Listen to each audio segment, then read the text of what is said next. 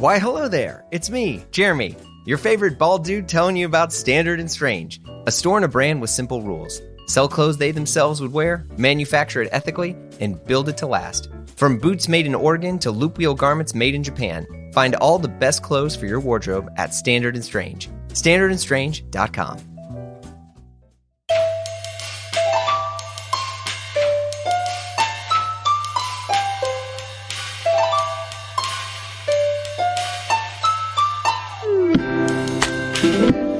Hello.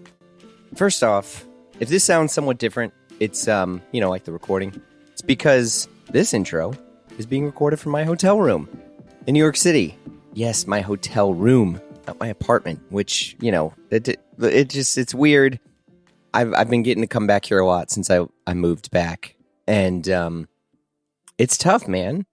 But New York City feels so wild right now. It seriously does. Just going out there.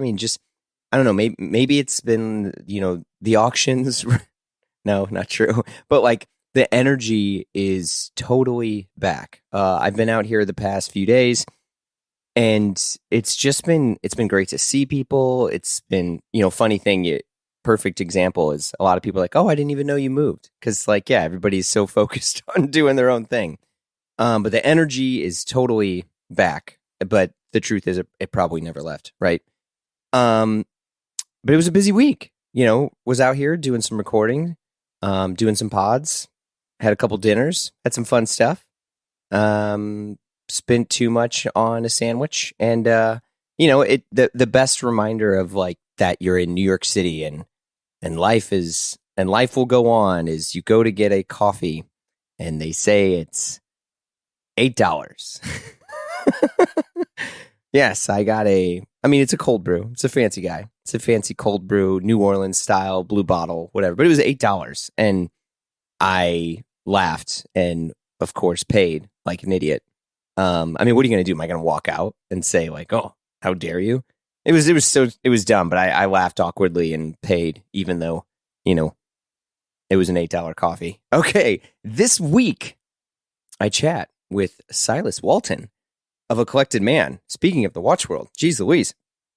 For some folks, A Collected Man is an incredible watch blog. It's just this website. Spoiler, it's much more than that. They buy watches, they sell watches, but more importantly, for me, I'm just kind of giving my editorial here since this is a podcast. But more importantly, they really showcase brands that you've never heard of, but become obsessed with. Seriously, most folks, as an aside, most folks call these brands, these groups, the independents. I'm kind of air quoting that word, but they're usually names that sound like your friend's uncle. Brands like George Daniels and Roger W. Smith and Daniel Roth. And by the way, I actually don't say that to detract. It's not like Omega. You know what I mean? So it's, but they are incredible watch brands. And Silas has really led the way on, and I'll say this, more or less popularizing and bringing more attention to the independent watch companies out there because he's an independent guy, right? Silas explains how he went from restoring an old watch he got when he was 14 and selling it on eBay. Joke's on him, I would have kept it, to creating his amazing commerce platform for watches. We chat about his experience in law, selling his collection of watches to get by, how a good lifestyle photo can go a long way, and we swap stories of breaking into the watch world. And if you're not a watch fan, you're still going to get into this because for me, this is more about being accepted into a place where you may not feel welcome. And this isn't like fake it till you make it. This is that I truly believe that more people do want people in their circle than they want to turn people away. And this conversation is a great example of that. Last but not least, we talk about the intersection of independent watchmaking and fine art. And I make Silas choose what watch he would save in a fire. The kind of dumb question, but the ones that people are like, actually, I really do want to know that. But again, if you're not into watches, you're still going to dig this pod. I'm so glad you're here. By the way, my name is Jeremy Kirkland. This is Blammo. Let's go. Well, Silas, it's an absolute pleasure to have you on the pod. I want to hear a ton about A Collected Man, but pre-watches, pre the world of watches, what were you up to? Like, where are you from? Sure. So, well, first of all, thanks for having me. I am a big Blamo fan, and I'm from London. I was born in London. I've lived here with the exception of a couple of years in Paris and actually in Russia, which is obviously topical at the moment. With those two exceptions, I've lived in London my entire life. I started a collected man in London in about 2014, 15. I just come back from, wow. So I just come back from business school. I'd been at law school and I'd worked in law briefly, and I'd realized that I would have been a really crap lawyer, a really bad lawyer. And Wait, why was that? I just, I have an eye for detail, but I don't have patience. And I think you have to be both patient and have an eye for detail to be a good lawyer, because you have to be able to do the same thing to a consistently high standard day in, day out, hour after hour, especially if you're in M&A or contract law. And I just found it tremendously boring, tremendously quickly. But, you know, many of my very best friends are lawyers and I admire them hugely, and I think they love their jobs. So I think it's really just a question of kind of horses for courses. Some people are better built for certain things. And fun enough, when I was at business school, again, all my friends became consultants or went into investment banking, and I was like, yeah, this isn't me at all. So I came back. I was doing an internship in private equity here in London. I had to, it was unpaid. It was part of my master's, and I had to sell a couple of watches to make some cash, some watches that I bought from years earlier from my first paycheck when I worked in a law firm.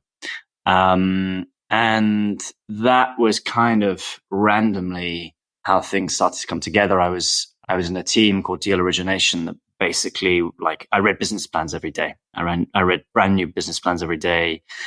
Every couple of days, I would sit on meetings where people who wanted to buy out the companies that they worked for would come in and like pitch the business plan to this PE fund that I was working at, or interning at rather.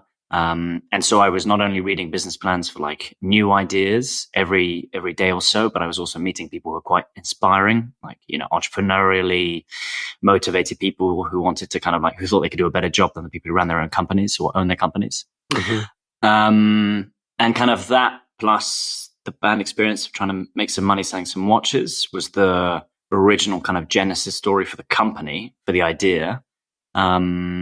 Yeah. But were you into watches before then, or were you just looking at the watches at the time as like, oh, these are now worth X? Like, let me just. So there were two things kind of running in parallel. There was, I always say to people, I wasn't a watch guy. I wouldn't call myself a watch guy. I loved watches, like I love everything else. You know, I loved nice things. I liked nice craft. I liked things that were made, you know, to a high standard. You know, I had like a relative who was a tailor. I had, you know, a relative who was prototype engineer. I kind of like I had relatives who enjoyed making things with their hands. And I'd received my great grandfather's pocket watch on my 18th birthday. I'd received my other great grandfather's pocket watch, I think, when I was 21. You know, my first two paychecks when I got proper jobs went on watches. Did someone tell you to do that though? Like, to buy watches? The people that I know who did that were like, "Oh, I did that because that was it was a family thing, right? Like your first paycheck. I don't know. Say here, you grew up in the Midwest. Your first paycheck, that's your car money, right? Like now you got to go get a car." It was the opposite. In fact, I think everyone thought I was crazy and incredibly indulgent, especially as my salary wasn't like, you know, it was entry level kind of paralegal. Sure. And I just but I was obsessed without being a watch guy. Like I definitely wasn't, you know, my first watch had a quartz movement and the Cartier tank. And I absolutely loved that watch because I thought it was a really cool dress watch. It discreetly slipped under my wrist with a suit. It was incredibly everything was classic about it, but I didn't know anything about quartz versus mechanical or anything to that effect. But I had this kind of gentle obsession, but I definitely didn't consider myself to be in a particular kind of bracket. I remember when I was like 15 or 14, I probably, you know, should have guessed that one day I would end up selling watches because I was at a flea market on a dusty motorway. In fact, not a motorway, like a dusty back road, large back road in the middle of nowhere in Normandy in France, where I spent a lot of my holidays. And I found this pocket watch that was absolutely tarnished and damaged and didn't work. Nothing was broken, but like the watch itself wasn't operating and it was, really tarnished. And I remember it had this kind of like debossed, I think it's technically debossed when it protrudes from the metal, debossed kind of like locomotive pattern on the case back. And I took it, I paid like 50 cents for this thing that they didn't even know they had in the back of a drawer somewhere, because it was one of these things that was on the side of the road and it was just a complete mess. Everything was spread out everywhere and everything was covered in a thick layer of dust. And I took this thing home with a knife in my back in the garage, like with almost like a cheese knife. I managed to like pop open the back and the movement was fine. And I blew on the balance wheel because I vaguely knew what this thing was. And I wound it and I got it going. So I knew it wasn't like broken. Something wasn't, it was winding, but something, it wasn't starting on its own. And although I didn't know anything about watches, like, I probably did more damage than good. I kind of cleaned this watch up, at least superficially. Turns out it was, solid silver. And I went home and I put it on eBay, instead of keeping this thing. Instead of keeping this thing that like would have been a great kind of like, thing for me to refer to later in stories or articles or whatever, I put it on eBay and sold it for like £150. And I was like, that was super. Not what I expected to hear. No, I know. But the truth is, I think that, I think it did have an impact, because I saw that, this was my first kind of contact with something that I'd never kind of come across before. I'd never had a pocket watch in my hands. I'd never known anything about watches really at this age. From 50 cents to £150, it was kind of like, well, this is a bit crazy. And I remember just kind of like taking good photos, like half decent lifestyle photos for eBay, 2000 and whatever, my math's is terrible, but it was quite a long time ago. And I remember that had an impact. And then that certainly kind of like, that then kind of snowballed a little bit. But when I started the company, to kind of go all the way back to the start, when I started the company, I definitely thought of myself as going into a market and a business first, because I didn't want to be one of those guys who tried to convert their passion of something that they enjoyed, almost as a hobbyist or an amateur or as an enthusiast, into a business. Because I thought, the biggest risk there was that I would end up being emotionally overly connected to the product I was selling. And then that would blind me to kind of the practical reality of business, which is that sometimes you just have to cut your losses. If you make a mistake, you have to know when to move on. If it's an object that you're going to be putting, money into with a view to a return, you have to be pragmatic. And so I think I basically pushed down as much as possible on the kind of like the little voice in my head that was like, oh, this is super cool. I love these things. These are amazing. I want to, I want to have as many as I can, and I want to surround myself with them. And aren't I lucky? I try to kind of suppress that as much as possible. And it's really only been in the last couple of years where things have kind of like got to a point where I can take a breath, and, the company is bigger. We're 16 now, things are going, really well, where I've started to come back into collecting. And so I'm more of a collector today in an authentic sense, irrespective of kind of value or diversity of collection, than I think I ever was. And I'm more passionate about collecting than I ever was. But it started off business first. See, that's generally the opposite of what I would expect to hear, in the sense that passion, and first off, I don't want to say that like passion is in a way that's almost pejorative, but the sense that, yeah, you become so attached to these things. And I get it for a lot of people that, watches, like for me, or sometimes it's like clothes. It's like they're your baseball cards. They mean a relationship. They mean an accomplishment, an achievement. And then obviously it has monetary value outside of the memory. But in most cases, the memory outweighs the value. And in your case, it sounded like you were like, oh my gosh, this is means to a dream, like a larger thing into which like this is growing the company. And if I hold on to this stuff too tightly, I'm going to torpedo the company. Because I do believe that is a bit of a common trait with other folks that are kind of like trying to do this watch thing, is there's every decision becomes so emotional.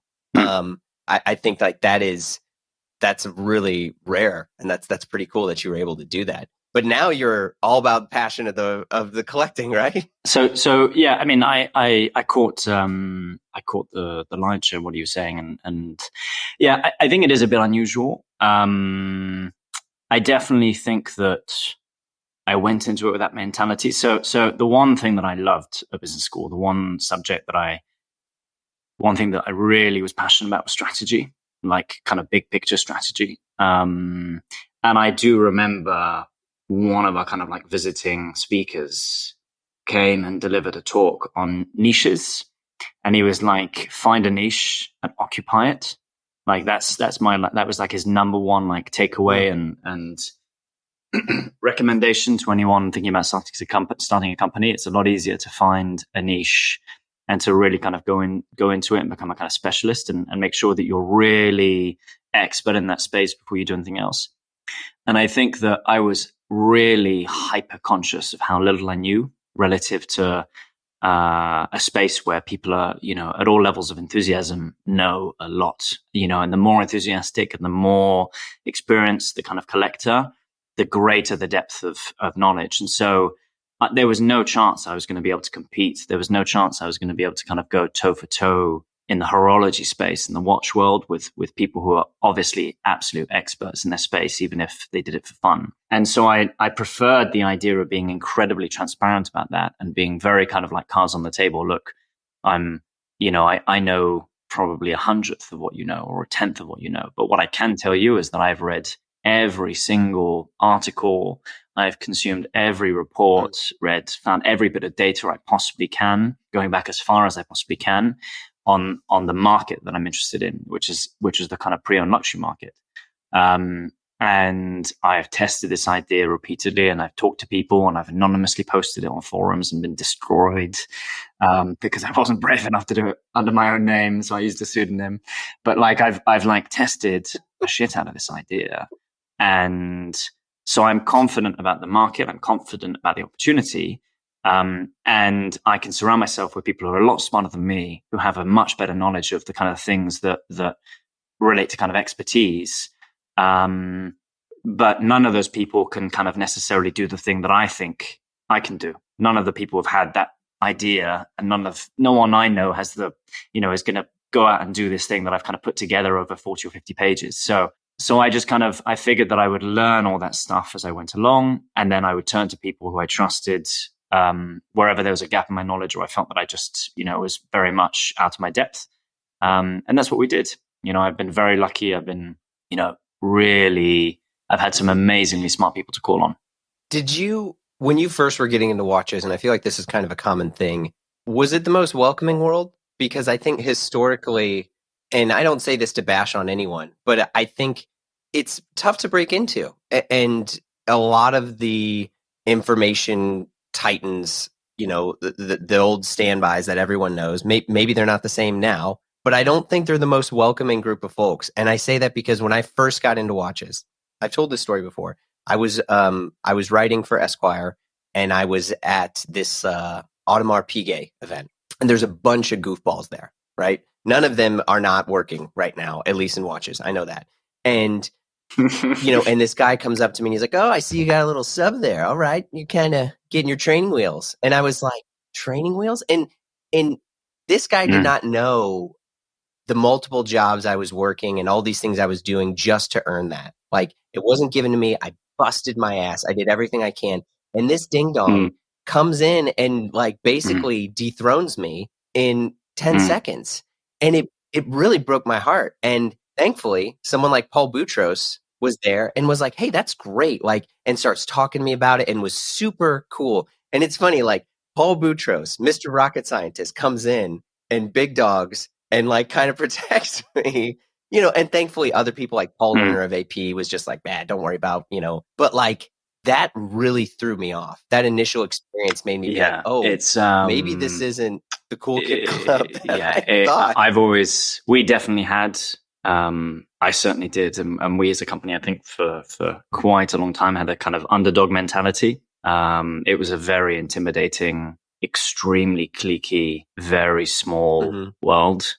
And I was very fortunate to be able to turn to a handful of people who kind of as you say, kind of put a hand on my shoulder a bit like Paul did. And you do have to kind of like, there are just good people like Paul. There are genuinely nice people. But, particularly at the kind of high end of the watch industry or the watch space, there is a very significant amount of snobbery and a lot of kind of zero-sum thinking. Or at least historically, I would say. I think that a lot of that has changed, and I think that Yes, sure. I think people like Ben have kind of Clymer. Ben Clymer have really like broken the mold in the US, and that kind of had a really healthy kind of cascade effect all over the world. And it's not just him. There are loads of very talented younger people who've come into this space now who have, who don't have any kind of chip on their shoulder at all. But I can say that at least relative to kind of the world I was initially in, which was very much the kind of London centric space, it was, I always find this crazy to say, but I didn't even know Hodinkee when I started my company. I didn't, which is mad because, within okay. a tiny, well, but it's mad because like, suddenly I just heard about Hodinkee all the time, but I'd written my business plan and I'd done all this reading, but it had been very obsessively UK focused. So I knew everything about Watchfinder, the pre-owned watch business that was sold to Richemont. I knew everything about the pre-owned watch market here in the UK. I'd never heard of Ben Clymer. I'd never heard of Hodinkee. And then I remember someone emailed me an article from Hodinkee either just before or just after I pitched my idea, and raised some kind of like very small amount of seed money from friends and family. And I was like, oh, what's this website? That's really cool. It's like irritatingly cool with like, this is really interesting bits of content that's like really, not at all stuffy and like, loving itself. And I just I was like, oh shit, someone has done something. Someone has done something really good, and I remember like, and then I kind of went and read 50 of their articles. Wow, this is incredible, because I was, this is a slight tangent, but I was kind of like inspired by the kind of, I think it was, I'd always been a fan of Mr. Porter, and I'd always been a fan of that kind of aesthetic and that model of e-commerce. Even, I was a very, very, very modest client of theirs, almost from day one, like very modest. But I remember kind of that experience and thinking, this is super cool. Like, why would I go to a shop when I can do this, in my kind of, in my gap between tutorials or whatever it was. Anyway, I mean, it's, it's probably, but yeah, so the UK world was very small and it was very traditional, and I didn't know anyone in marketing or comms. I didn't know anyone in PR. And, in Switzerland, I remember the first time I went to Basel World, I was terrified of like all these kind of like big brands and all these big people. And I was kind of being kind of walked around by a collector investor that I trusted, who was really helping me out, called David Sitwell. And he was kind of like thrusting me forwards to kind of meet these people. And I was just kind of like trying to like get back and disappear behind his shoulder. But it was, very quickly I kind of got invested in it and got to know people. And there were a handful of people who really kind of were the opposite. They weren't cliquey. They were entrepreneurially minded and they were very interested. But it was a very intimidating, very closed space. And, I got a lot of very kind of dismissive kind of pats on the head by a lot of people. Yeah. And all I could think of at the time, to be absolutely frank, was, that's fine.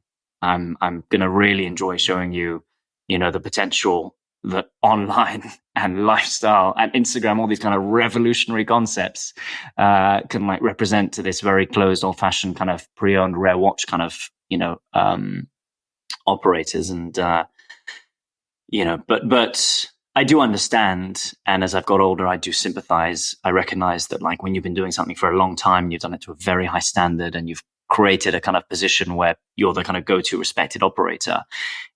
If something then suddenly changes that in quite a short space of time that's outside of your control, whether it's the digitalization of your market or the arrival of social media, and you have no idea how to engage or interact with these things, I totally get why it's uncomfortable and why you probably prefer to kind of bury your head in the sand rather than acknowledge this is something you should jump on. But I think, that's that's the risk, and probably, if I stick around for too long, that will probably happen to me at some point. I'll be the ostrich. Well, it sounds like you'll have a little bit more, hindsight to kind of to understand and empathize a bit. The joke like people always talk about is like, man, what if Blockbuster Video, which was like the premier video rental company, would have just bought Netflix ages ago? And they didn't, obviously, and they're gone. I think there's technically one left, and people go there for fun to kind of take pictures of. But it's like I view that too, and I mean, I remember going to, I don't know, whatever it's called now, Watches and Wonders or Basel or I've lost track. The SIHH or and going there and just being younger, right? And people just being like, oh. Okay, you don't get this. Like, you're not in this, or you don't have the experience. And I will say, it's almost like, and to anyone else who's listening too, like once you kind of get through level 1 of whatever snobbery or stuff that's there, 99% of the people I've come in contact with and interacted with since are overwhelmingly kind and generous and want to help you and want to educate you. The amount of people I know where we've pooled our money to get Mandani books and all that sort of, like, all of that, like reference guides. And I mean, it's far more welcoming than I think the initial first impressions. So I don't like say that to badmouth anyone. No, 100%. To hang in. No, I 100% agree. Wasn't it? Didn't Netflix offer to sell to Blockbuster for like $50 million in their like second year or something? Wasn't there? I read the book, and Blockbuster passed on that. It's just like, wow, you must regret that forever, like forever. Right, and I think that's the thing, and I'm sure that this exact model and situation exists right now, and definitely in the luxury and jewelry place. Because I mean, look at, we saw this happen way before with every, like, Louis Vuitton, Prada, all these companies that refused to do e-commerce. And then they saw companies like Mr. Porter and all these other people. And it's like, look, the consumer loves your store, but they don't want to go in. Like, they want, and also, how how much money exists in the Midwest where there is no Louis Vuitton, where there is no, go to Tulsa, Oklahoma. There's a lot of millionaires there. It's just like, then they kind of wake up and they're like, oh, okay, maybe we'll do this. And you lost the market because people are just used to going to Mr. Porter or going to Farfetch or going to whatever it is. So it'll be interesting. I mean, people make jokes like, is Patek Philippe ever going to sell direct? Like, yes. I don't know. I mean, they do in a sense. Well, they had to authorize their, so they had to give permission to their authorized dealers at the start of COVID. That's right. What was it called? Sorry, you'd think that I wouldn't have lost track. In 2020, sort of, I think it must have been like April, May 2020. They basically gave permission to their authorized retailers to sell stock directly online, whether it was by email or whether it was Chrono24. I can't remember. But it Chrono24, because that's a great experience. Yeah, exactly. But my point is, like, everything.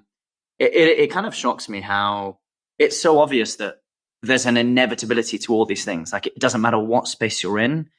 Everything, like, some bits of, obviously, fashion learned this 5, 6, 7, 8, 10 years ago. Like, it's just, the traditional hard luxury space is perhaps 5 years behind the curve, let's say, and the Swiss hard luxury space in terms of horology is another 3 years. But, like, it's so absolutely inevitable that all of this stuff will go online. It's not a question of if, it's a question of when. And, everything will be digital. I'm not saying you'll lose the best parts of, like, the bricks and mortar. There's always going to be an experiential aspect that can't be replicated online. But, the vast majority of our clients are in North America or Southeast Asia. And they've always been, early adopters, I think, of technology and kind of e-commerce, the progress of e-commerce, where perhaps in the UK, traditionally, there was a lot more kind of, oh, I want to go see it, et cetera, et cetera. We haven't had a client, really, as far as I can recall, we haven't had a client come in and see us reviewing, because we suspended them in several years. We sell everything remotely. So you see it on social media, you see it on Instagram, or you see it on the website. You get in touch. It's a conversation. It's an email. It's a WhatsApp. It's a DM on Instagram, whatever it may be. There's an invoice. So that's kind of like old school kind of interaction, but everything is done remotely, and it's all done on the basis of trust and reputation and brand and imagery and detailed description and all those things. And I think that, that's why, like, yes, absolutely. I can't speak for Patek Philippe. I've never had a conversation with Thierry Stern about this in my life. In fact, I've never had the pleasure of meeting the man in person. But, I couldn't be more certain that at some point Patek Philippe will sell things online. I also think Patek Philippe will go into pre-owned. I can't say that it's now. I can't say that it's in 15 years, but there is the pre-owned market, just like everyone was like, no, they're not going to go on Instagram. They're not going to go on Instagram. Yeah, of course they went on Instagram. Of course they went on Instagram. Of course they'd create an Instagram account. Of course they're going to sell pre-owned at some point. It's just that there is that whole kind of, you want to have, if you don't do it, you have no impact. Right now, anyone in the world can put one of your products online and just post it with terrible photos, and they choose the price, and you as the brand have no impact on how that's perceived. And so you're just kind of sitting there and getting upset about the fact that, clients are, I don't know, flipping things for 5 times what they're worth, or half the original retail, depending upon the model. The only way you can have an impact on that, because you can't control it, is by participating. The only way you can have an impact is by, deciding, what, we're going to partner with these people. So look at the gentleman you had a while back, Alex Mill, the commercial director at Richard Mille. There's a brand that is engaged in pre-owned. In Japan and in London, they have an authorized pre-owned boutique or a pre-owned partner. Now, obviously, it goes without saying, in the business that I'm in, I would love to be doing stuff like that with Richard Mille. But in the absence of that opportunity, I still think it's incredibly smart of them to have engaged in that market, because they're having an impact, and they're able to shape what that market looks like. So if, in 10 years time, when Patek Philippe, or 15 years time, decide to engage, they'll probably they'll either do it themselves, or they'll do it in collaboration with a third party, whether it's an auction house or an actor like A Collected Man or somebody else, where they feel like there is an alignment of approach, an alignment of kind of like fundamental tastes and principles, and there's a kind of an alignment of brand positioning and trust that means that it is mutually beneficial, or at least from their point of view, beneficial to them, to have some sort of like direct or hands-off involvement in that market, which means that they're not just, effectively kind of spectators. They're in some way driving that conversation. And that's what I say to all the brands that we work with, and that all the kind of independent watchmakers that I kind of, engage with. If you are, isn't there an old expression about, like, if you're not the, I forget, it's like, if you're not the dinosaur, you're the meal, or something to that effect. There's some truth to the idea that, like, if you're not helping shape that conversation, you're left out. So I'm absolutely of the view that this market will go more digital, more sophisticated, and all the major actors will participate. I think it's definitely interesting, because there are some, like, Richemont brands and other watch companies that are like not directly, but are embracing digital, in the sense that they're like, oh, like a buddy of mine is starting a digital AD, and all these watch companies are like, yeah, we're in.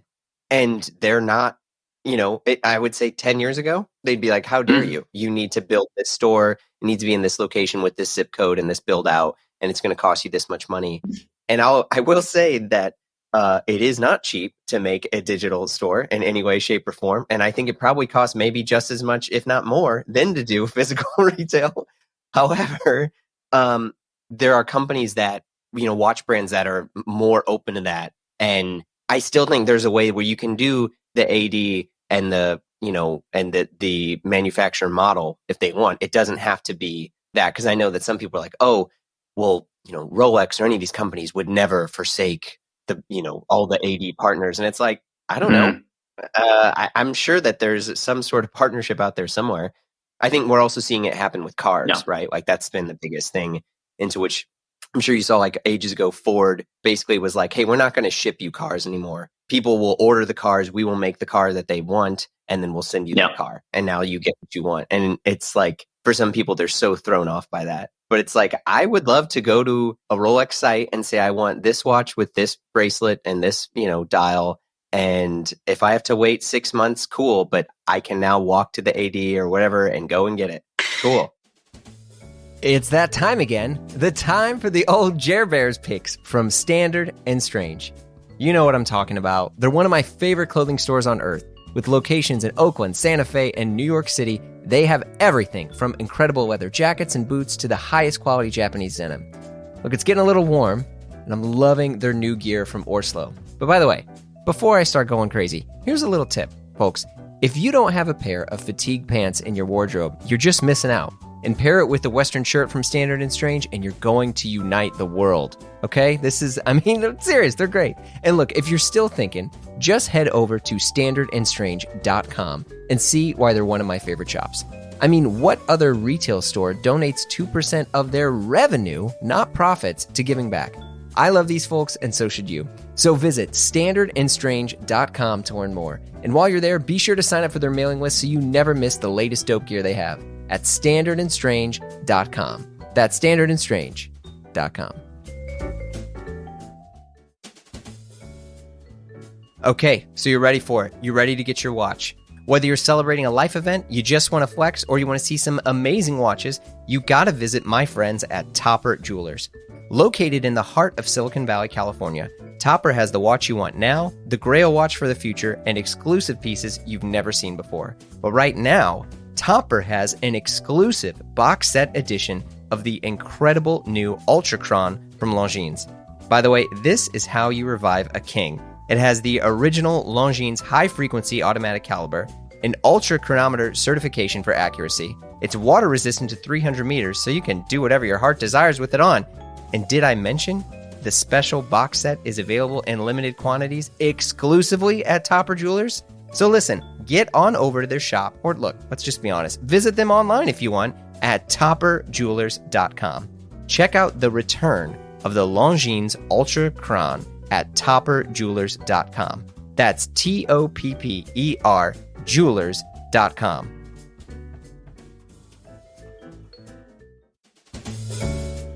Over the years, I've had the joy of trying tons of brands. Some good, some bad, always trying to figure out what works for me. But a brand I've loved and continue to love is Proper Cloth. Founded in 2008, Proper Cloth has revolutionized the custom clothing experience, and it's been where I get my button-downs and dress shirts from, and I haven't looked back. They just get better. From incredible Italian fabrics to that perfect collar, Proper Cloth has made a seamless process to either measure your favorite shirt yourself or just visit one of their showrooms in New York City. And if you're looking for something more casual, Proper Cloth will let you custom order a polo shirt with incredible fabrics from some of the best mills in Italy. Take my advice and get a long sleeve polo. Wear that under a Proper Cloth shirt jacket and you got a stew going, my friend. Fun tip, what shirts do you need in your wardrobe? Blue and white Oxfords, folks, and a Bengal stripe. Let's go. Those are the three. Get them now at propercloth.com. So go custom like your boy or ready to wear. Visit propercloth.com to learn more. That's propercloth.com.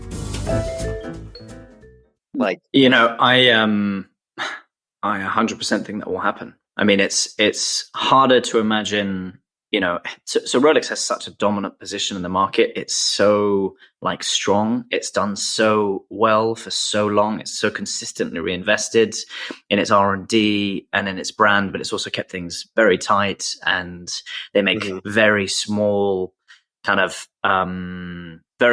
inflection changes to their lineup or to how they develop watches, etc. every year. So they never kind of shock anyone. It's always more or less the same thing. It just gets a little bit varied every time. But the underlying R&D is amazing, and the quality is so consistent. But for me, Rolex is the kind of the Porsche of the watch world, and you can custom design Porsche on their websites. And I know there are steps involved, and I've not done it, but I know people who have done it. And why would you not be able to ultimately get to a point where you can, I'm not saying you can custom design a Rolex, but why would you not get to a point where some of the stock every year was directly available through the Rolex website? I know that they don't give a particularly large margin to their retailers because, it's basically like the Bank of England giving, somebody the right to sell gold bars, it's a pretty solid thing. Like it's, you don't need to incentivize people to sell Rolexes. They're going to sell themselves. But, it does seem inevitable. Look, Udmapi Gear has massively tightened its retail network. It stands to reason that brands that want to increasingly control the narrative around their image and around their story and around the customer experience are going to say to themselves, well, why would we give up 20 or 30% of our margin to partners unless there's like a historically deep relationship there that means that we owe them because they were with us when things were bad and like they really supported us, during the downtimes. Outside of those relationships where perhaps there's like a really important geographic relationship there, or where they're really present across the entire market, and so ultimately it's just a lot easier to work with them. If there isn't like an obvious value add, why would a brand continue to kind of give that margin to a traditional retailer rather than distribute the product themselves directly? Look at Hodinkee. That for me makes perfect sense. You've got a platform that has a very significant reach that successfully targets a really interesting demographic, that adds a huge amount of value on its content side. Like it or lump it, they produce media and content that's really, really interesting and relevant to their audience. And they've invested in a distribution network and model that works. So why would you not want to kind of align yourself with a platform like Hodinkee and retail through them? For me, that totally makes sense because there's an obvious value add.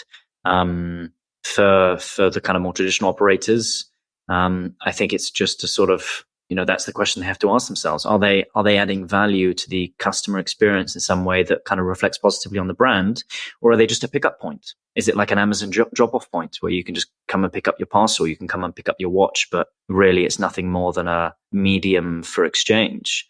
If it's more the latter than the former, then I would say that there's, it's probably not going to last forever. But it's not difficult to imagine a world where those traditional retailers with 3 or 4 boutiques or 3 or 4 branches would be able to reinvent themselves by just tapping into their network, investing a bit of what they make every year into digital content, into something, create some kind of USP for themselves, and immediately they kind of re-inject relevance into their business model. So it's definitely not all doom and gloom. I just think that if the truth is, in every market, in every business, and I say this as much for us as for anybody else, complacency kills. If you get complacent and you do nothing to remain relevant, whether that's from a business point of view or a marketing point of view or a content point of view, etc., then it's you've got no one to blame but yourself. Yeah, and I think size can kill. I mean, I remember way, way, way back in the day, if you were sold on Amazon, you were like, cool, right? Like, oh my gosh, and they're on Amazon. That is so cool. And now I would say the majority of the things that I do see on Amazon, I'm like, I don't know if I trust that. I'm actually not going to buy it. I'm going to go to like a preferred retailer that's going to stand behind it. And that, and so, but it's like, it's so big, and especially with watches where I believe, almost 90% of all watches basically do the same. They tell you the time, and I don't say that to belittle them. I'm saying that like what the sole purpose is. And so much of the market is also driven by hype and coolness and what collectors like and what this person likes. And so if that goes, it definitely makes me kind of wonder. But I do say that to bring the conversation back to a collected man, because one of the things, like, I would say you're not like a site that's like, hey, we're going to sell your Rolex you just bought from an AD and you're trying to flip. Like, you guys have a strong focus specifically on independence, on watches where watch dudes I know that are losing their mind over Grunfelds and stuff like that. So I am curious how you kind of, and I know that is not your main bread and butter, but how you kind of got into that niche a bit. Yeah. So when it all started at the very, very, very beginning, originally I expected us to be in sort of the mid-market luxury space. So I thought we would be in the kind of Submariner and Daytona space. But that was like almost 8 years ago. And within about 6 months, we pivoted simply through the kind of like sudden realization and experience that there was this much, much more niche space in the kind of independent watchmaking, but also kind of rare vintage, rare neo vintage, and kind of a slightly more rare kind of contemporary, complicated watch making kind of like market for an alternative to the kind of like transaction between forum members, right? So there was a time when, and I know you talked about it with Mark on the podcast about all the, was it the Star Forum? You know, and I knew nothing. I knew nothing about that stuff. And listening to that podcast was like, well, God bless you. I mean, like, and all about the smoking, the cigar kind of WhatsApp groups that he was on and all that stuff. Oh, yeah. And, you know, there was, watches were exactly the same. Everything was done via forums. The kind of the big collectors would sell between each other on forums. You know, someone would post they want to buy something, or someone would post a watch they had to sell, and they would be endorsed by a bunch of people, and they provide references. It was like, okay, so you can get a reference of X, Y, and Z, and the photos would be crummy and this, that, and the other. But that's how it worked, because they knew each other, they trusted each other, and it was a small circle, and it made perfect sense. But for me, it made sense that there was obviously going to be a bunch of people who weren't on the forums, or who were intimidated by the forums, just like they'd be intimidated by going into a fancy boutique on Burlington Arcade, or wherever it may be, Old Bond Street. And so what I wanted to do, I thought, there's obviously an interest in this. There's obviously seemingly more demand than supply. There's very little sophistication in this space whatsoever. The independent watchmakers themselves are all concentrating on making their watches. They haven't got the time nor the resource to be able to like have people monitoring their social media, if they even know it exists, marketing. They might have one person who responds to emails, who's a part-time employee.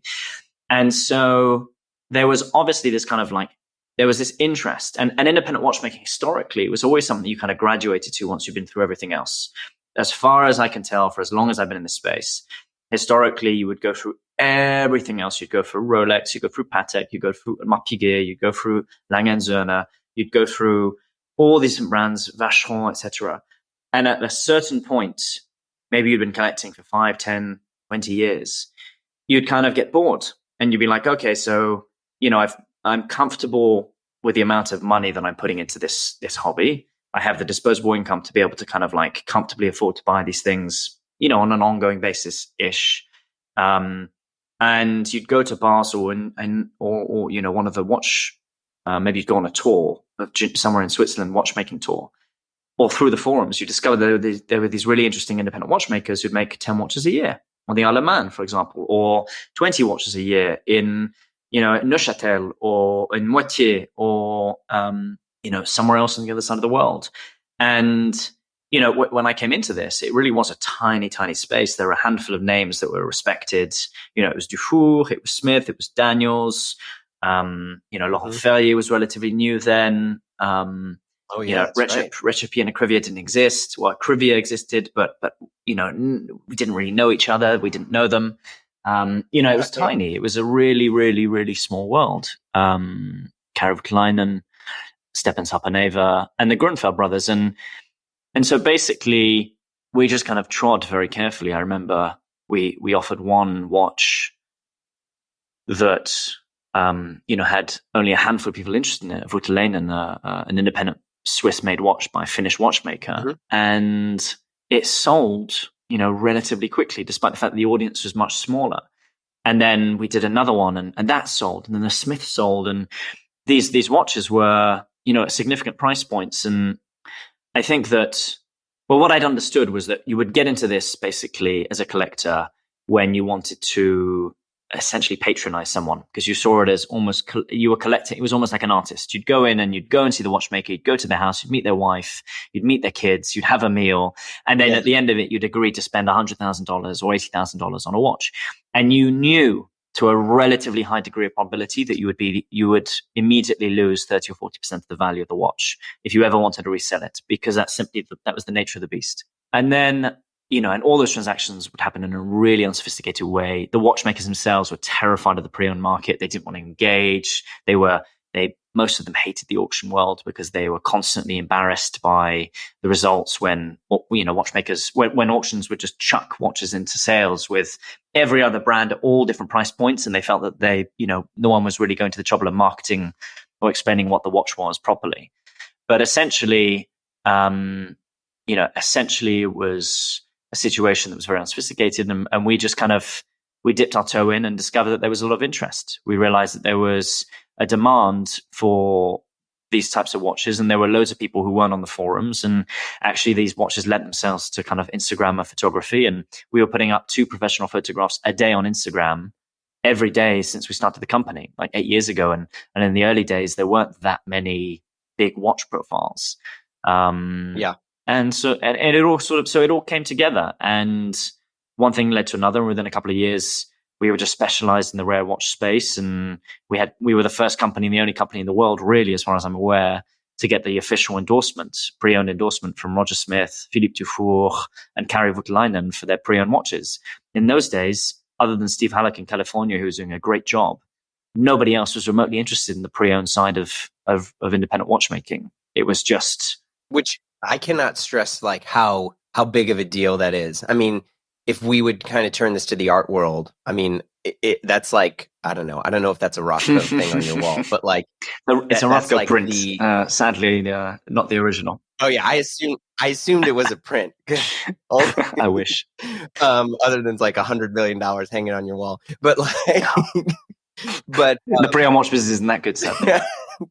But like that is like a artist saying that, oh, I approve of this transaction. I mean, imagine, I'm sure if Warhol would have lived long enough that he would have created some sort of, place where other people could go and buy and sell his art. And I think like that endorsement is just so huge. But the cool thing that's happening now is like you're seeing this almost, I don't know, Houdinki effect, for lack of a better term, into which people are learning more about these independents than the independents are able to offer themselves. And then that's actually growing enthusiasm for the market, which drives the market up further and gets people more and more excited. And you kind of self-perpetuate that. And I say that in a good way, not because I know some people hear that and they're like, oh, I'll never be able to afford it because it always goes up. And it's like, yeah, I mean, that's art has always been like that. It'll go up and down, but I think because it's so limited, right? I mean, and you guys being this information source for it, I think is great because it turns on new people. And I don't ever think we're going to have like a swatchification of people that are buying Rolex, but you're definitely seeing people that are really graduating much quicker out of all the big watch houses into independence. Yeah, I totally agree. And look, I appreciate you saying that. It's definitely, it used to ring really hollow, and I used to kind of catch myself a couple of years ago comparing independent watchmaking or independent horology to art, because I thought it sounded incredibly pretentious and snobby, but it's absolutely true. It's 1,000% true. Today, independent watchmaking is perceived as art, and that's not to suggest that at the best levels of conventional watchmaking or high-end watchmaking from large brands, the same isn't true. When you're talking about stuff being made in tiny amounts, at the highest levels of complexity. But independent watchmaking is just an extraordinarily exciting and flourishing space. And people say, "Oh, well, isn't it? Is it a bubble? Are we about to see a bubble burst?" I mean, like, this is going to go on for decades. This was something that the writing was on the wall 10 years ago. It's just that it was impossible. Just like it's impossible to say when Patek will sell directly to clients online. I haven't got a clue. I haven't got a crystal ball, but I can be pretty certain based on historical trends and trends in other markets and a little bit of common sense that it's likely to happen. Equally, it was absolutely certain that one day independent watchmaking would have its day, because when people are desperate for original things, when people are desperate to get watches that they can't get because basically the supply is vastly choked off relative to the demand, in a world that's increasingly informed and globalized, with consumers increasingly sophisticated, where websites like Houdinki exist, where people are just going to, have opportunity to read and inform themselves, and hopefully, platforms like A Collective Man contribute. It's inevitable that there's just going to be a booming interest. And what's interesting is a couple of years ago, to kind of like finish that point, people did expect to lose money when they sold a secondhand independent watch. Today they expect to make money, and that is what it is. I mean, it's kind of like, it's almost getting upset at them. It's like howling at the moon. Yeah, you don't think that I'm pissed off that I can't buy some of the things that have, like, the thousands of watches that have crossed my desk where I'm like, oh, I can't really justify that today because, I've got these other things I need to pay for. But like in a year's time or 2 years' time, I'm definitely going to put my name down for one of those or whatever. And now those things are absolutely out of reach, and I'm having to choose what I buy. But it's better for the market, and it's better for the independent watchmakers, and it's better for the generation coming up underneath.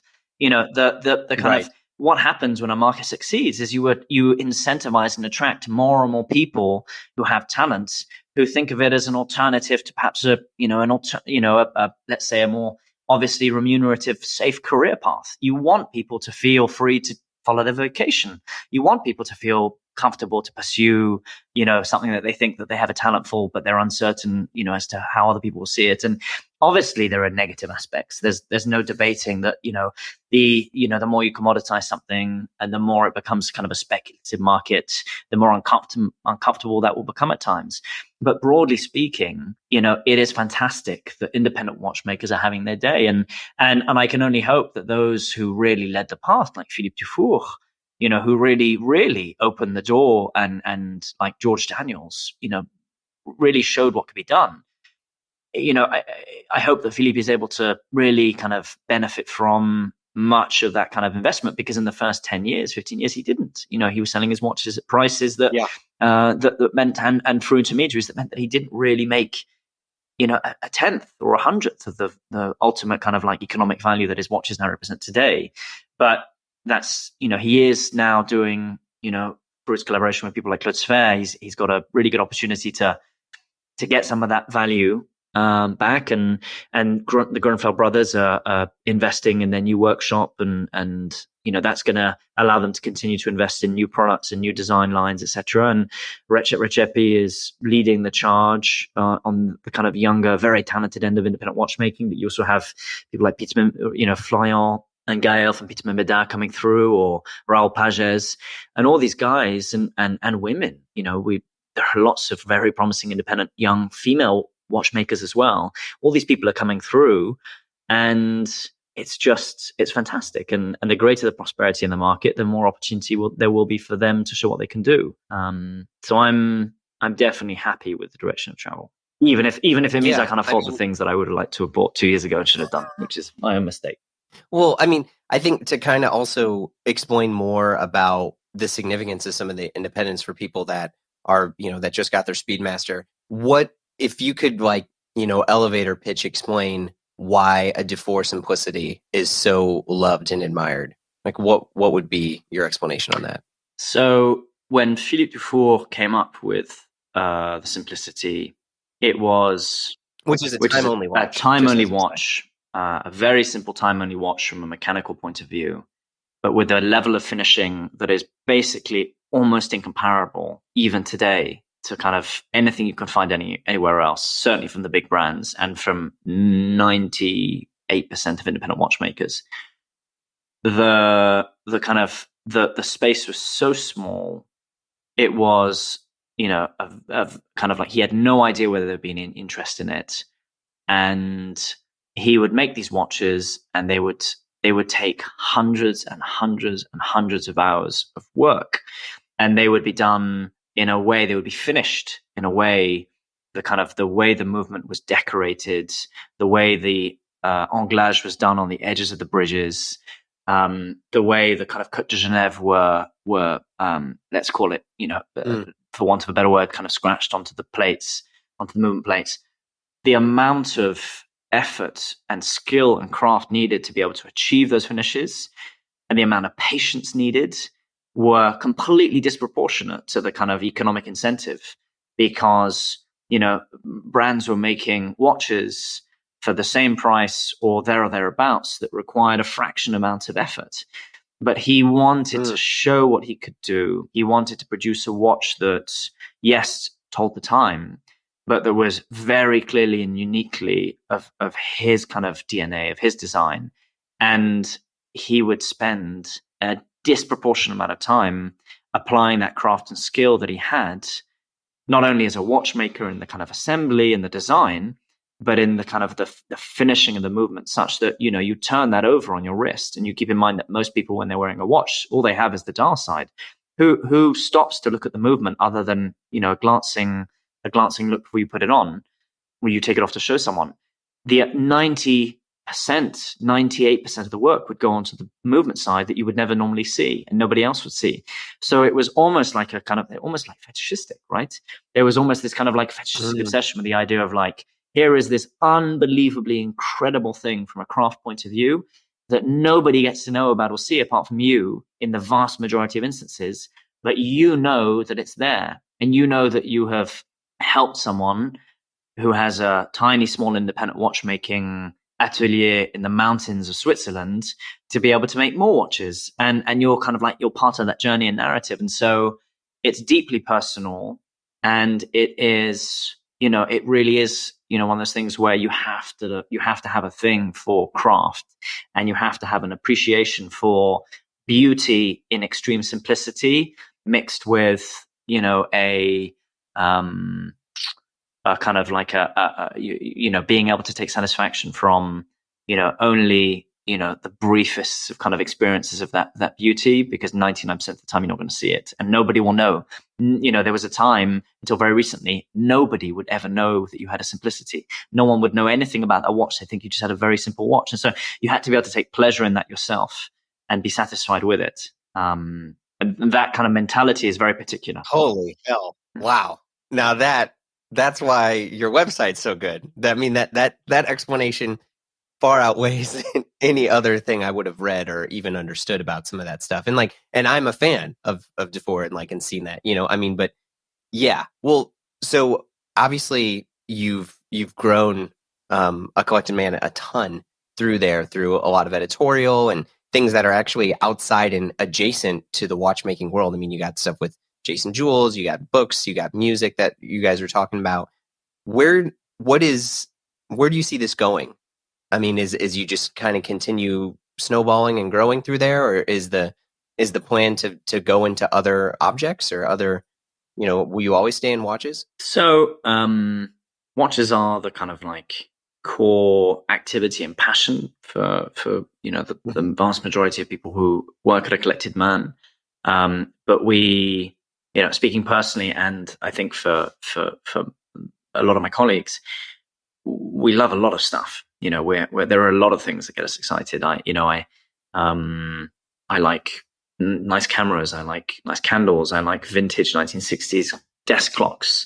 You know, I have kind of like, I collect like vintage Hermes, like silver cigarette pots that, you know, nobody wants these days, but I just think look really cool because they're engine turned and they're a really classic design. So we you know, the collectible space is something that we're going to continue to expand in. On the content side, we write about what we like, and we don't have, because of the fact that everything is financed off the balance sheet, because it's, you know, we finance everything from the sale of watches. We were conscious of a couple of things. The first is it gives us a small advantage in the sense that, you know, content can be about anything. You know, the content team have, you know, bar writing about, you know, things that I think would just be kind of not at all on the radar for our kind of like target demographic. Let's put it that way, or our typical client. You know, the content team can write about anything they want. They can commission whatever they want. It's really pretty much unlimited. It's just about things that are interesting. And so, yeah, one day it's an interview with a photographer. The next day it's a really detailed guide to a particular watch model. And then it's about, you know, the history of the 911 and this, that, and the other. I think we'll just continue to expand. I think we'll continue to write more and more things about more and more things that we find interesting. I think that, you know, we've never seen ourselves as, you know, it sounds crazy, but I've always thought there was almost a pejorative kind of shadow to the word dealer. we don't see ourselves as watch dealers. I've never seen us as a watch. I completely understand when we get referenced that way, and I take absolutely no offense at it whatsoever. I think that it's the easiest way to probably understand what we do. But we want to be a platform for many different things, and we want to be a platform that doesn't necessarily kind of fit into a box that's specific to kind of pre-owned watches. Will we go into other things in the future? Quite possibly. It's always been an ambition of mine to expand into other areas, but we'll do so in a way that I think is very much one step at a time, because there's just no point rushing into things before you feel like you've really kind of like perfected as far as possible the thing that you're mainly doing. And I think there's still a long way to go as far as the watch space is concerned. We've got a huge amount to do. And I think it'll be very interesting kind of following what we do in the next couple of months.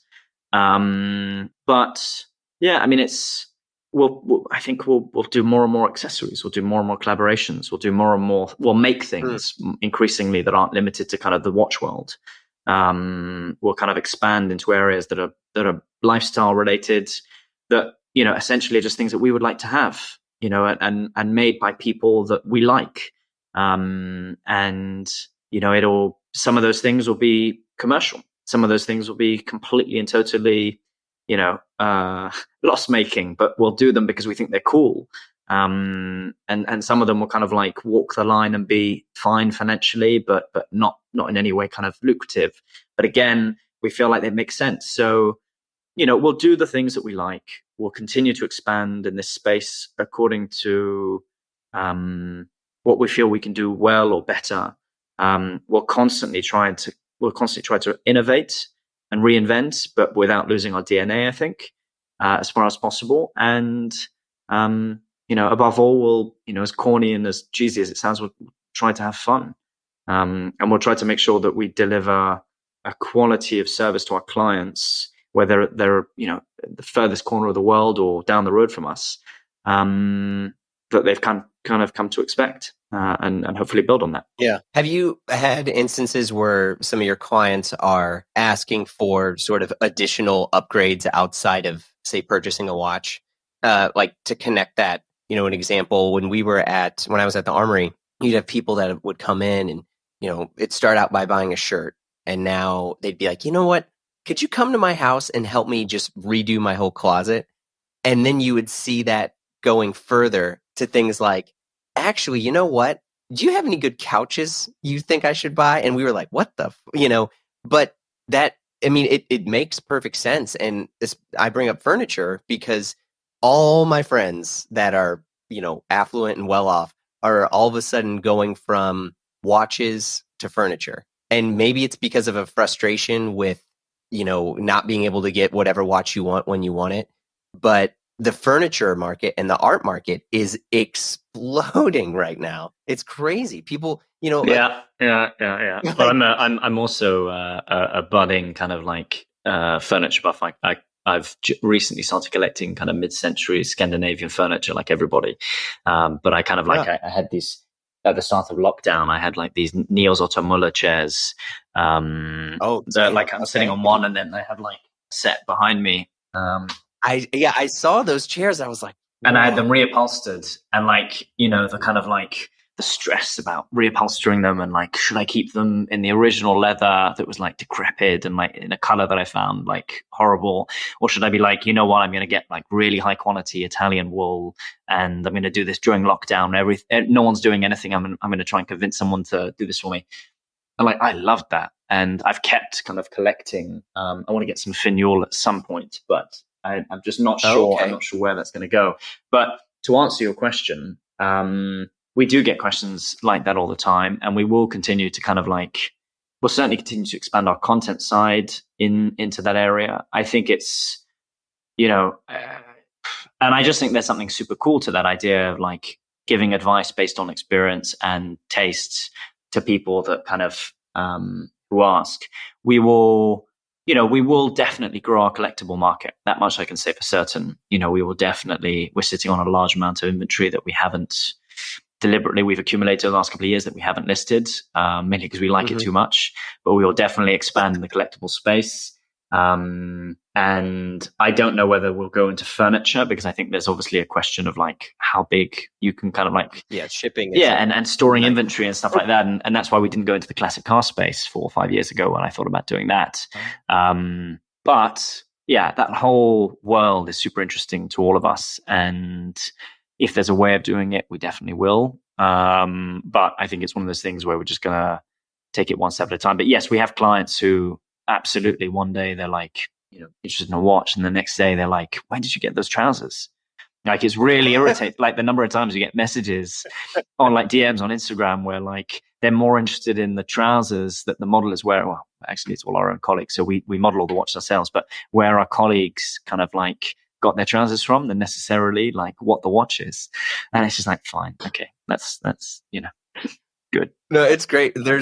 There's like you'll see it even on like Hodinkee stuff too, where they'll announce a watch and it's it's a shirt and like somebody's cuff and a sweater, and like a few of the comments will be like, "What's the shirt though?" That's great. It's fantastic. I get it. Fantastic. Well, it's like, either it's lifestyle or it's not. You can't like what I mean by that is everyone can smell inauthenticity a mile off. You can't. It's not like you can't fake it. Not really. You can't simulate it. There's either like a logic, an intangible logic, a subconscious logic to what you're seeing, or there isn't. And there is a everyone, we pick the watches that we sell, we shoot them on our own wrists. It's not models. We don't pick wardrobes. We don't have creative directors like setting up shoots. It's all shot in house. Like, I think much of the armory is outside of the lookbooks. It's shot in the store. It's the real guys wearing clothes that they've picked. And so kind of, there is an element of immediacy and sincerity there that I think is tangible. And I have a couple of colleagues, one in particular, Matteo, who is just like absolutely obsessed now with period furniture, French period furniture, and other things from the kind of like 30s, 40s, 50s onwards. And he is absolutely lobbying our editor to do articles on those topics. And it's just kind of like funny sitting in those meetings and just kind of like watching them kind of like go backwards and forwards between each other, like agreeing on a compromise where it's like, well, okay, yes, we can do something on that, but we're going to do it with this, as opposed to simply being like this uber niche thing, that is going to basically have an audience of like 50 people. But it is fun. What's crazy though, and I echo your Matteo's. Matteo. Yeah, I echo what he's saying, because to be honest, right now, and a friend of mine, we were discussing this, there's not really an accessible sort of like, what would you say, like catalog raison of say Prouvé, right? You can't look up on the internet and see these are all the things that were made. And that dude, that's Prouvé. Yeah. Like that's huge. And so when you think of the accessible information on specifically architects that are more known for their furniture than their other stuff, it's very, very, very, very little. And so I'm like wondering who is going to be the place that starts holding that information, and not even just to help with their SEO, like, which is, something that would happen naturally, but just because no matter what, and it's like what we were saying, people are going this way. People, like, if Ding Dong Jeremy is like looking for nice chairs and stuff online, and I don't have the money to do it, but I have enough to maybe get something a little bit nice, like, and the amount of vintage stuff that's out there, trying to identify, what era of a Bertoia chair is this from? Is this a Knoll Bertoia? Is this when they partnered with this? Do they have the that is like, and I found myself jumping into that maybe even more so than watches lately, because I'm just so surrounded by it.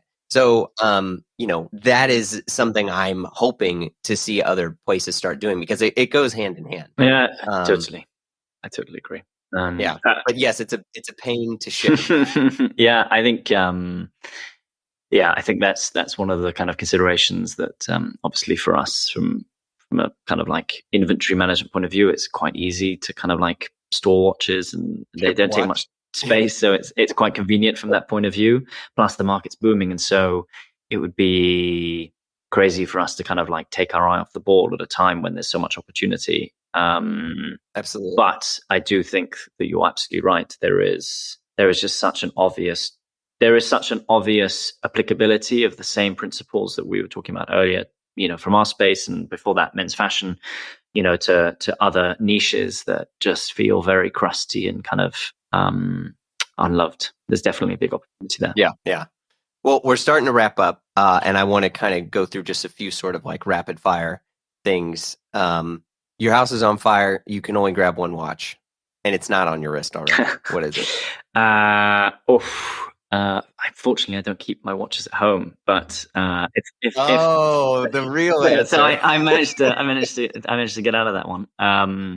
But it would definitely be it would have to be one of two. Like it would be a toss up according to which one I could. Well, you got two arms. So there, it would be a Roger Smith. I commissioned a watch from Roger about 4 years ago, Series 1. And that was a really special piece for me.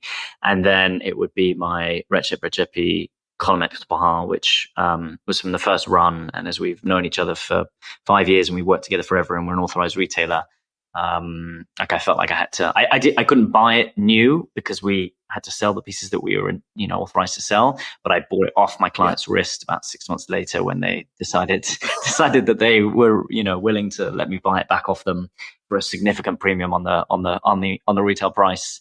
And so I would definitely wear both of those watches on each wrist at this point.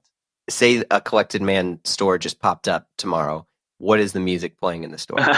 So if I was looking to try to create a calming environment, and I know this is incredibly mainstream, but for as long as I can remember, I've always listened to Einaudi for when I need to be like a little bit calm, like going back, 20 years when I was revising for school and then for law school.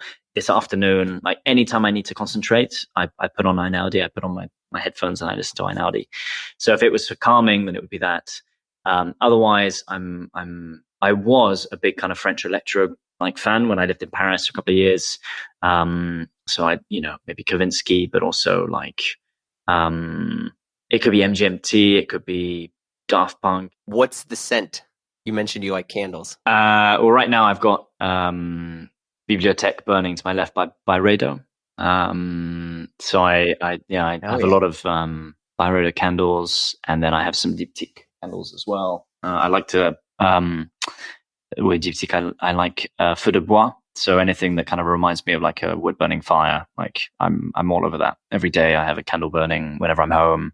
We're going to bed. It's just I think I'm one of those people who's like I find it very hard to switch off. I find it very hard to slow down. Yeah. And so I kind of associate a candle and a warm shower with kind of like, okay, like lights down, I can chill out a bit. And it helps me kind of like it helps me kind of block out the noise. This thing that I'm sending you, I've been obsessed with buying not her candles. The candles are awful. Okay. I don't know how to pronounce the name. Okay. Maybe you know how to pronounce it. I don't. Better. That like Essenzialmente Laura. Okay. She's based in Rome. She makes the scents for the Vatican. Oh wow. And yeah. Oh wow. that's gonna be a lot of frankincense and myrrh kind of yeah. Very good. I have one that's called Altar actually from Byredo that I I know that scent. That's a great one. Yeah. But she has a couple different diffuser scents that I will routinely buy. And it is a stupid amount of money, but it's like, for me, scent is one of the most important things in my house. 100% agree. Yeah. I'll definitely check that out. Okay. We're about to wrap. Is there anything you want to add or mention that I didn't ask you about? Where you're like, I was going to announce our new watch. No, it's, I'm very grateful for the opportunity. It was nice to do this, and I appreciate the opportunity, and I look forward to kind of meeting properly in person. Well, thank you again. All right, it was great to meet you, Silas. I'll talk to you soon. Cheers, Jeremy. You've been listening to Blamo. Our show is produced by Blamo Media. We're edited by Amar Law. Our theme music is always by the mysterious Breakmaster Cylinder. Look, if you like what you heard, tell a friend. Share the pod, leave a review on Apple Podcasts. Do what you do when you like stuff. Just put some good positive vibes out there, man. Come on, you know what I mean. If you want to talk to us or give us your hot take, we'd love to hear from you. You can call us at 917-267-2495, or just be a normal person and send us an email. That's great too. But ask a question, give us some feedback, whatever you want to do. Maybe we'll mention it in a future episode. If you want to hang out with us and join the Blam fam, you can visit patreon.com/Blammo, where we have just tons of exclusive episodes. We also have now our new exclusive shows with the Triple J show with John Moy and Gian DeLeon, and pretty soon our Derek Guy show that'll be launching on there. And by the way, there's just an incredible group of individuals in our amazing Slack community. You're missing out, so check it out. Join the Blam fam. And if not, I'll see you next week. Take care.